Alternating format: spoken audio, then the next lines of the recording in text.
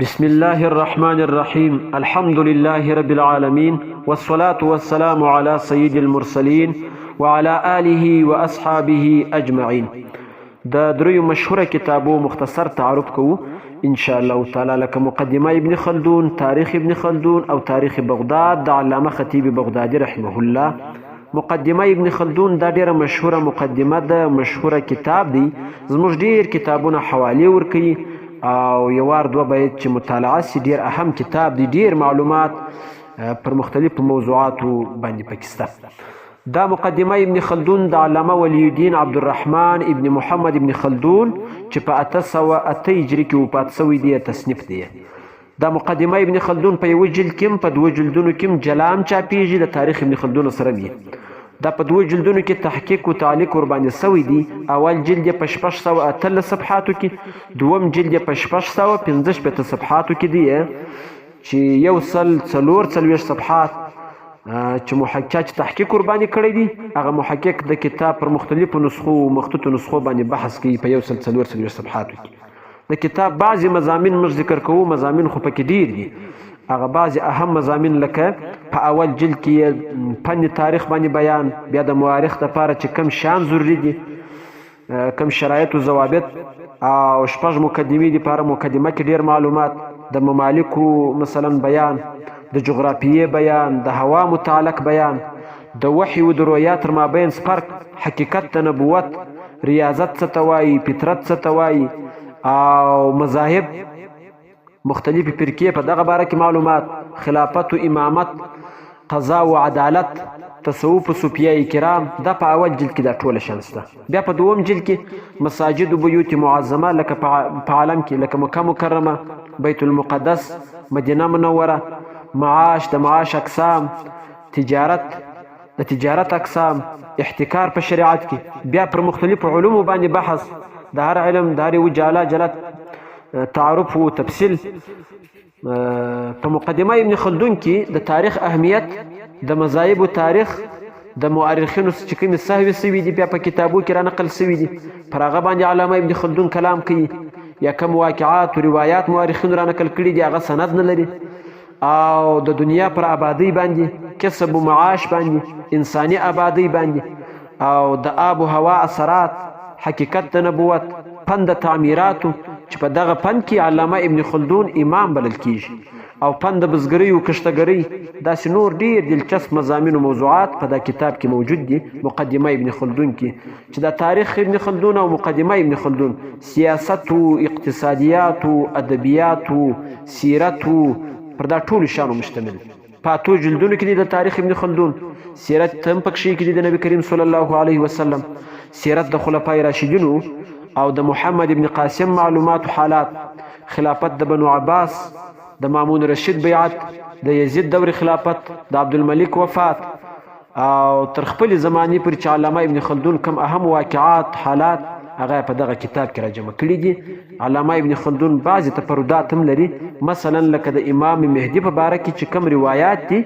علامه ابن خلدون هغه روایات ټول ضعیف بولي. اهل سنت والجماعت خدا عقیده ده چې امام مهدی صاحب راځي حق دی او هغه روایت ثابت دي. خدا د امام مهدی د علامه ابن خلدون تفرد دی. د تاریخ بغداد مبارک کې مختصر تعارف د تاریخ بغداد کتاب چې اصل نوم یې مدینه السلام دی، په تاریخ بغداد سره مشهور دی، او دا د علامه ابو بکر احمد ابن علی ابن ثابت چې په خطیب بغدادي رحمه الله سره مشهور عالم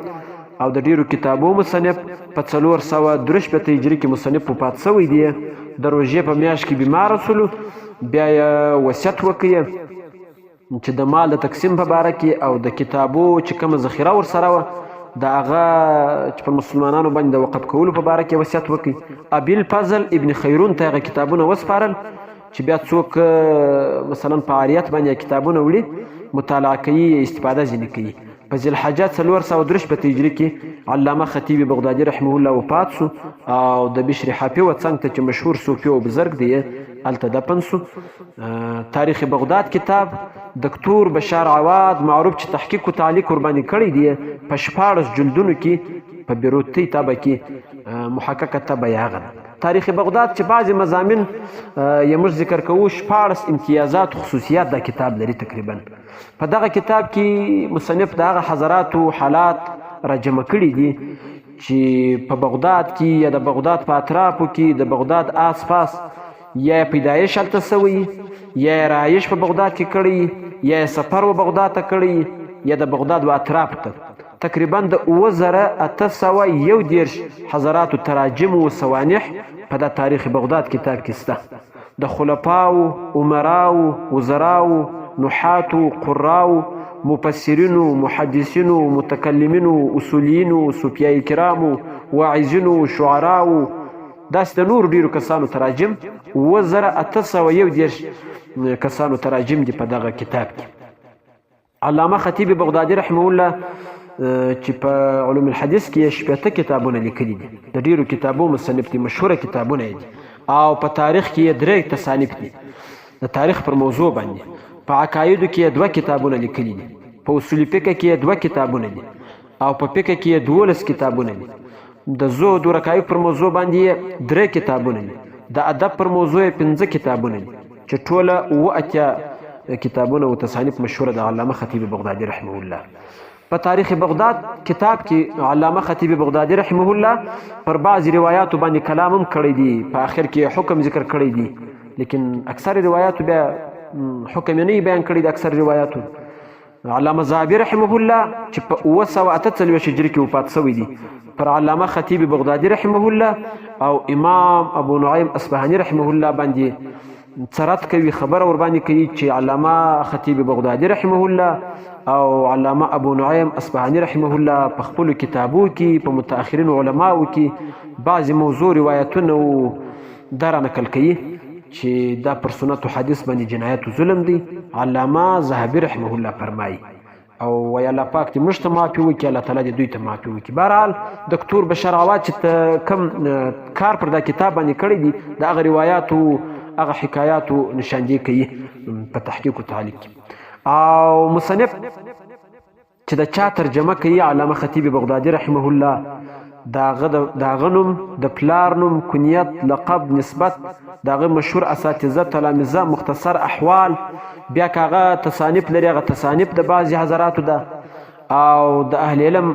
رای او اقوال دغه په باره کې، په آخر کې بیا سنه وفات، دا ټول شان علامه خطیب بغدادي رحمه الله ذکر کوي. بیا پر د تاریخ بغداد کتاب باندې ډیر زویل لیکل شوي دي. په 1512 هجري کې، په 1610 هجري کې علامه ذهبي رحمه الله د یو ځای اختصار کړی دی، او علامه تقی الدین محمد ابن رافع اسلامي رحمه الله چې په 904 هجري کې وفات شوی دی، زویل ډیر ور باندې لیکل شوي دي، اختصارات هم شوي دي دا کتاب. علامه خطیب بغدادي رحمه الله په تاریخ بغداد کتاب کې 446 مصنفات او کتابونه د نورو مصنفینو دا ذکر کړي دي چې د ډیرو کتابو معلومات او تعارف هم مخته راځي په دغه تاریخ بغداد چې څوک مطالعه کوي. هغه تقریبا په هر فن کې په علوم القرآن او قرائاتو کې 50 کتابونه ذکر کړي دي، په تفسیر کې 40 کتابونه، په حدیث کې 2 کتابونه، په علوم الحدیث کې 21 کتابونه، په فقه کې 21 کتابونه، په اصول فقه کې 3 کتابونه، په عقاید او فرقو په باره کې 12 کتابونه، په رقایق او تصوف کې 6 کتابونه، په منطق او علم الکلام کې 3 کتابونه، په سیرت نبوي کې 9 کتابونه، مناقب او فضایل په باره کې 4 کتابونه، د تراجم او 8 کتابونه، او په علم الرجال کې 55 کتابونه، د تاریخ پر موضوع باندې 10 کتابونه، او په نحو او صرف کې 11 کتابونه، د انصاب په باره کې 11 کتابونه، په جغرافیه کې 2 کتابونه، نور ډیر کتابونه پر متفرقو موضوعاتو باندې علامه خطیب بغدادي رحمه الله په خپل کتاب تاریخ بغداد کې 446 کتابونه ذکر کړي دي چې دا د پلان مصنف کتاب دی، دا د پلان مصنف کتاب دی چې دا کم چا ترجمه کوي ورسره دغه تصانیف یا چې څوک چا روایات کړي هغه روایات هم د بعض کسانو دا ذکر کوي، یا د کتاب په آخر کې د بعض زنانو چې هغه عابداتي او هغه زنانې چې روایات یې کړي دي د هغوی تراجم و سوانح هم ذکر کوي. دا کتاب 14 خصوصیات لري، مذاهب هم د اصحاب تراجم ذکر کوي، د چا ترجمه چې کوي چې په فقه کې د کوم مذهب تابع و، شافعي و، مالکي و، حنبلي و، حنفي وو څوک په مذهب باندې مثلا اخلاق او صفات هم ذکر کوي، عقاید هم ذکر کوي د اصحاب تراجم، مثلا معتزلی وو، اشعری وو، شیعه وو، څوک په عقیده په لحاظ سره، او د جرح او تعدیل په حواله سره هم کلام ور باندې کوي. مثلا د یو چا ترجمه کوي نو پر هغه باندې هغه اقوال د علماو چې علماو جرح او د جرح په باره کې کوم اقوال دي علماو نقد ور باندې کړي یا علماو ستاینه کړي، هغه مصنفات ذکر کوي، تصانیف چې کړي د مترجمینو، اصول ذکر کوي چې کوم اصول یې بعضې داسې شان